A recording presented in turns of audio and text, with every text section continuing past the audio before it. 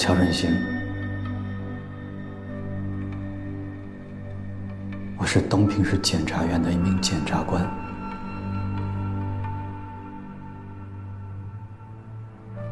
今天是万海案开庭的第一天，我也活不下去了，因为我是万海黑社会性质组织的保护伞。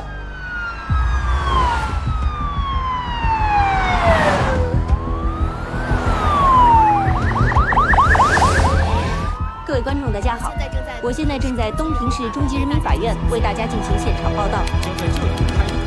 今天，万海案将在这里开庭审理。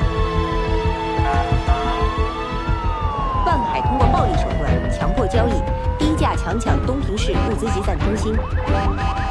办案机关以此作为突破口，发现万海在东平盘踞10几年来，故意伤害、非法拘禁、挑诈勒索，劣迹斑斑，早已成为一块令东平百姓苦不堪言的社会毒瘤。经过2年多的深挖细查，东平市政法系统一举铲除了这个深藏在相关矿业、货运及娱乐产业背后的犯罪组织。我市出现这样的案件，社会各界都深表关注。我们期望司法机关面对这样的犯罪行为，露头就打，除恶务尽，还人民以正义，还东平一片天朗气清。好的，往哪看？往哪看呢？往下看啊！往里走。看我队，后面的都看我队啊！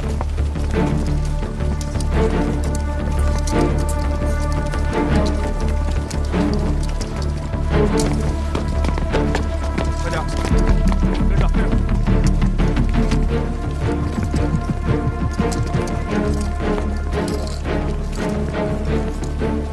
请全体起立。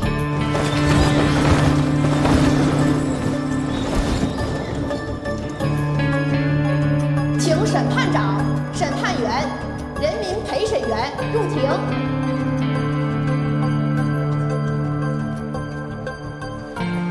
全体请坐。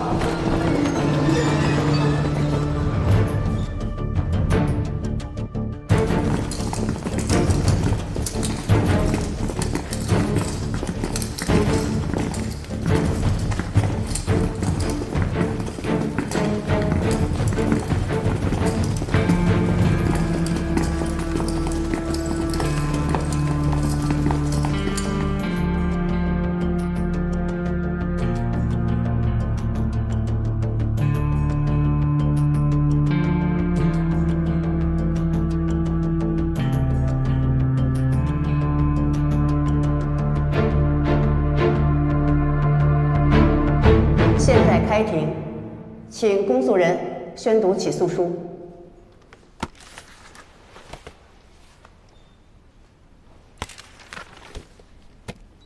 海东省东平市人民检察院以东检刑诉748号起诉书，指控被告人万海及其团伙成员共22人，分别犯组织、领导、参加黑社会性质组织罪、故意伤害罪、强迫交易罪、敲诈勒索罪、聚众斗殴罪、妨害公务罪、开设赌场罪、组织卖淫罪。万海无罪，我们不是黑社会，全都是诬陷，我们是被冤枉的。